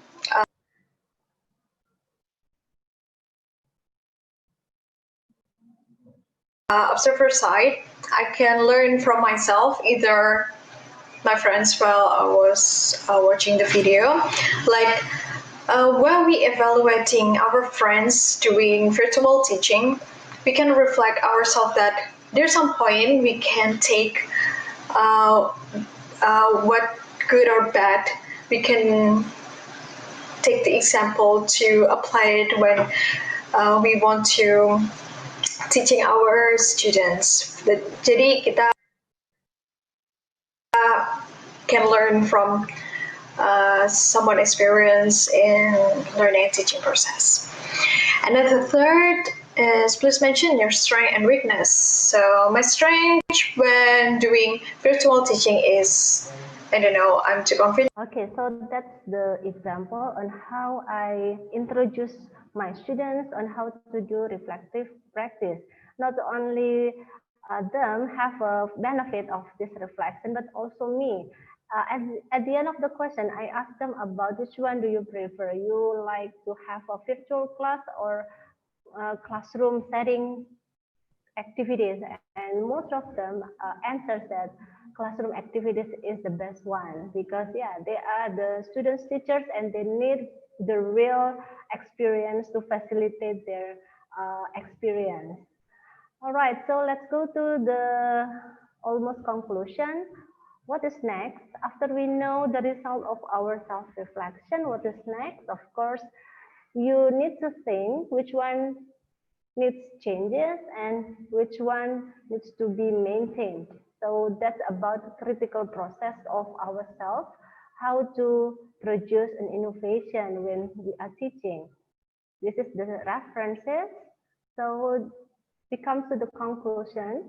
One way to foster innovation is through reflection, and it comes from the process of thinking about what you thought, what you are teaching, and what you are gonna teach. I think that's it from me. Thank you for watching. Assalamualaikum warahmatullahi wabarakatuh. Back to you, Mr. Wahyu. Waalaikumsalam warahmatullahi wabarakatuh. Thank you, Vika, for sharing us. I point out the role of ICT to support the effective practice in EFL. I myself find out. It's difficult for my students as adult learners. So yes, thanks again. I have one question from Intan Rahma Febriani. I think it's kind of students' foundation. How to be active and more productive pandemic as a student? You give a brief answer for that, Ms. Vika? Okay, can you repeat once again, Mr.? Okay. How to be active and more productive as a student during pandemic? Okay, thank you for the question. Okay, to make you still active or productive is by having collaboration with your friends. So keep in touch with your friends, keep communication, especially when you are finishing your project. So don't just stop at that time, but think about something else that makes you think or makes you be critical. So like when we have a kind of course like research, yeah, not research, just a simple way. Because can I know what semester is who is the one ask question, Mr. Wahyu? From Untida? Intan? From? No, okay. So my suggestion is that yeah, be collaborative with your friends and also keep in touch with your lecturer or your teacher. Don't be shy to ask anything. So when we are curious to something, we will try hard. We will make effort to find the answer. So just that, Mr. Wahyu, my tips for the question. Maybe the other speakers?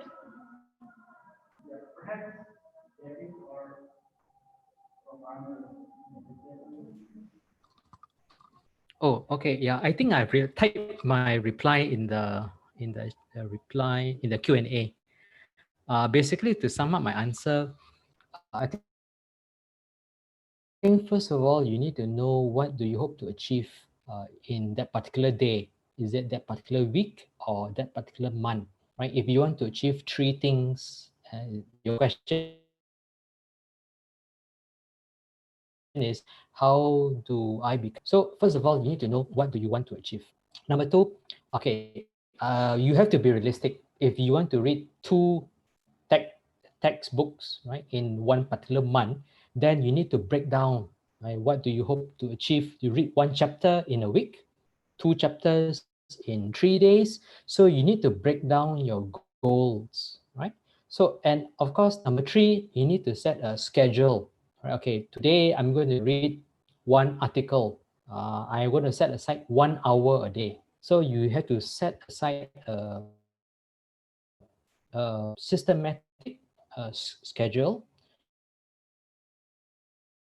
set schedule, and following your set goals, and you set your priorities. Today, for example, 3 p.m. to 5 p.m., I'm going to set aside 2 hours. You must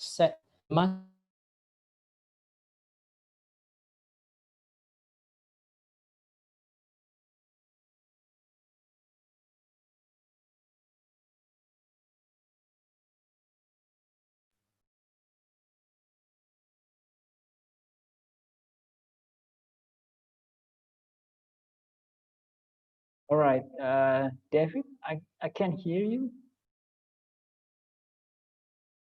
Perhaps the internet connection is unstable. Perhaps we can move to Prof. Amel, if you don't mind. Could you please give a brief advice about how to be active and more productive student, particularly during pandemic? Oh,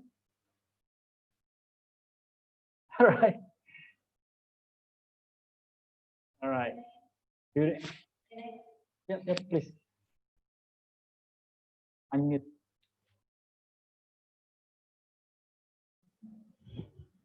Okay, I want to add my answers. Perhaps for you, if you want to be active and productive, you can join the like webinar session, especially for ELT. Yeah, because from such kind of session, you will get very rich information, very insightful ideas, so that you know what to do to be developed from your ELT area. So joining webinar, especially in ELT area, is very good idea for you. Thank you, Mr. Wahyu. Okay. Thank you, Ma'am Vika. Well, I can call that's the end of the all presenters. Okay. I hope the whole idea might be beneficial for all of us. Thanks for the question and comment. And yeah, live chat. But excuse us since the time is not really sufficient for all question and comments to be addressed. Thank you for all speakers. Thank you, David, Amel, and Atia. And thank you, Ma'am Vika. I just got a message that Atia's electricity is off. Send regards to all speaker and audience. And I'm sure the other speaker also something happened unexpectedly, but luckily all of the presentation has been done.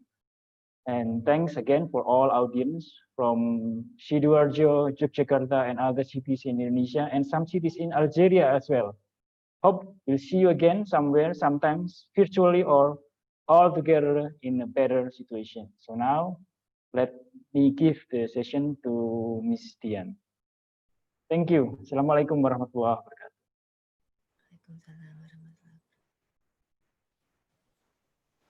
Okay, thank you very much, Pak Wahyu Taufik. Well, let's give a very big hand for all the speakers. The presentations were outstanding and very beneficial for all teachers and students of English Education Department. Now, let's listen to the closing remarks delivered by the head of English Education Study Program, Ms. Yuli Astuti. Please. Thank you, Ibu Dian. Assalamualaikum warahmatullahi wabarakatuh. Excellencies, ladies and gentlemen, we have reached the end of the seminar online held by English Language Education's Universitas Muhammadiyah Sidoarjo. It's about optimizing ICT use for online English class.